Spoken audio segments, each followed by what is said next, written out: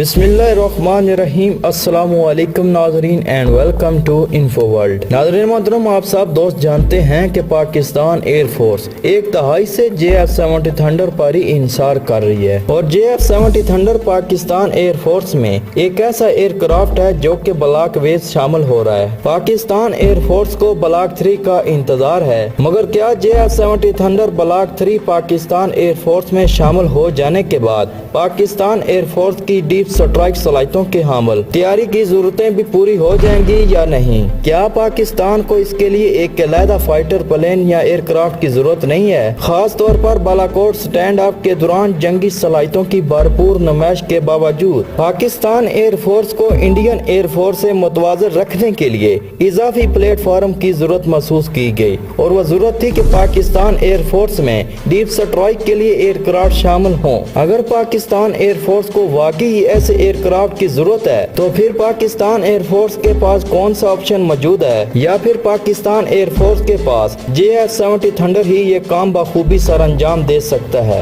आज इस सब को हम इस वीडियो में तफसील के साथ देखेंगे। दोस्तों, पूरी दुनिया जानती है कि पाकिस्तान और भारत दो हमसाया मुल्क हैं और दोनों ही न्यूक्लियर पावर रखते हैं। सबसे खतरनाक बात यह है कि दोनों ममालिक एक दूसरे के बड़े दुश्मन हैं और दोनों ममालिक के दरमियान अब तक कई बार जंग भी हो चुकी है। हाल ही में 2019 में दोनों ममालिक के दरमियान एक छोटी सी झड़प भी देखने में आई थी। हिंदुस्तानी फजाइया को जुलाई 2020 के आखिर तक 4 अदद जदीद तरीन राफेल लड़ाका तैयारे भी मिल जाएंगे। ज्यादा फ्रांस के दरमियान 90 बिलियन यूरो राफेल का मुआहदा काफी हद तक मुतनाज़ा रहा और काफी हद तक ताखीर का भी शिकार रहा, लेकिन अब ये तैयारे भारत को मिलना शुरू हो गए हैं और भारतीय फौज के मुताबिक जब ये तैयारे इंडियन एयर फोर्स में शामिल हो जाएंगे तो ताकत का तवाज़ुन भारत की जानब झुक जाएगा।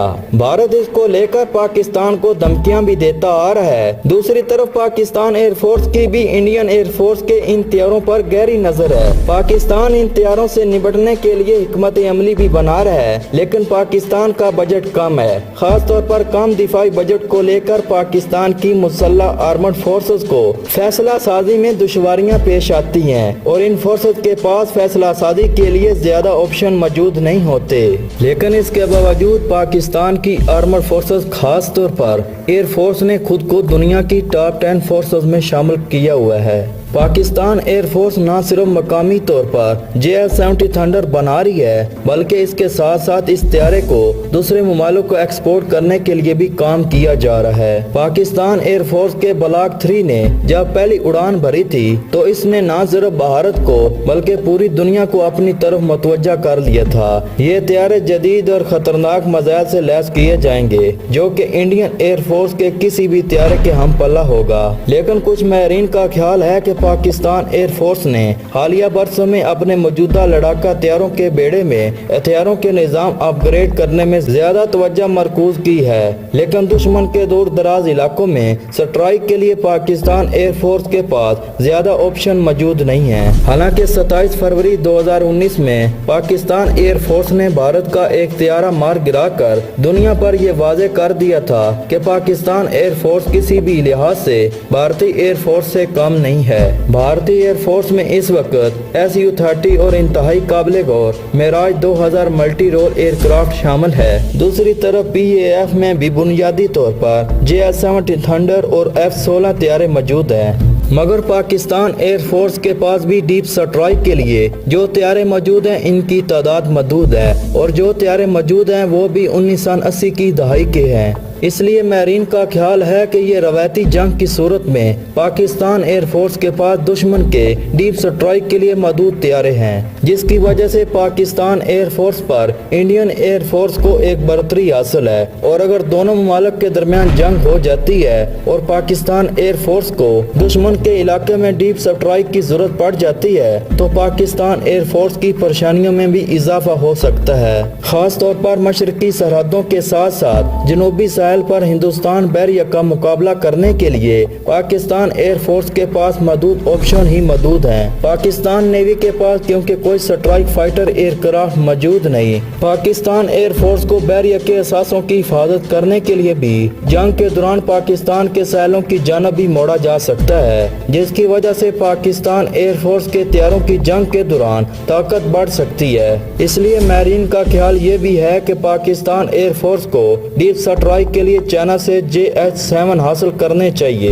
اس لیے یہ ایئر کرافٹ اگرچہ پرانے ایئر فریم پر مبنی ہیں، مگر یہ ایئر کرافٹ دشمن کے علاقے میں ڈیپ سٹرائک کے لیے انتہائی مؤثر طیارے ہیں۔ اس طیارے نے سب سے پہلے 1988 میں اڑان بھری تھی اور چھوٹی تعداد میں 1990 کی دہائی کے دوران چائنیز پیپل لبریشن آرمی میں یہ لڑاکا طیارہ بمبر طیارے کی حیثیت سے شامل ہوا، اور اب اس طیارے کو اپ گریڈ کیا گیا ہے اور اس کا بہترین ورژن موجود ہے۔ اس لیے طیارے کو چائنا نے خاص طور پر دشمن کے ریڈار سے بچنے، بحری جہازوں کے ریڈار سے کم سطح پر پرواز کرنے کے لیے تیار کیا تھا۔ یہ طیارے انتہائی تیز رفتار طیارے ہیں، خاص طور پر یہ ایئر کرافٹ کسی بھی ٹارگٹ کو نشانہ بنانے کے لیے مؤثر کردار ادا کر سکتے ہیں۔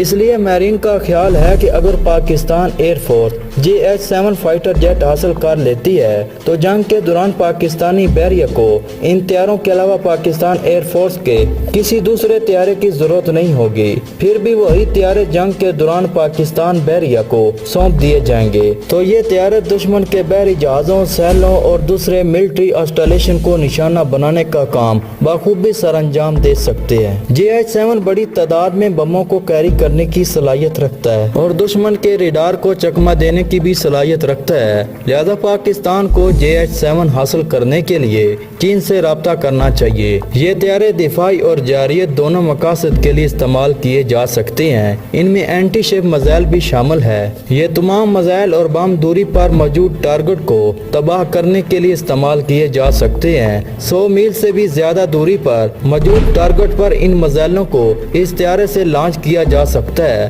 یہ طیارے جنگ کے دوران بھارت کے دفاعی نظام کو تہس نہس کرنے کی صلاحیت بھی رکھتے ہیں۔ اس کے ساتھ ساتھ یہ طیارے فضا میں Su-30 اور بھارت کے دوسرے جدید طیاروں کا مقابلہ کرنے کی بھی صلاحیت رکھتے ہیں۔ اگر یہ طیارے پاکستان ایئر فورس میں شامل ہو جائیں تو پاکستان ایئر فورس کی سٹرائک پاور میں زبردست اضافہ ہوگا۔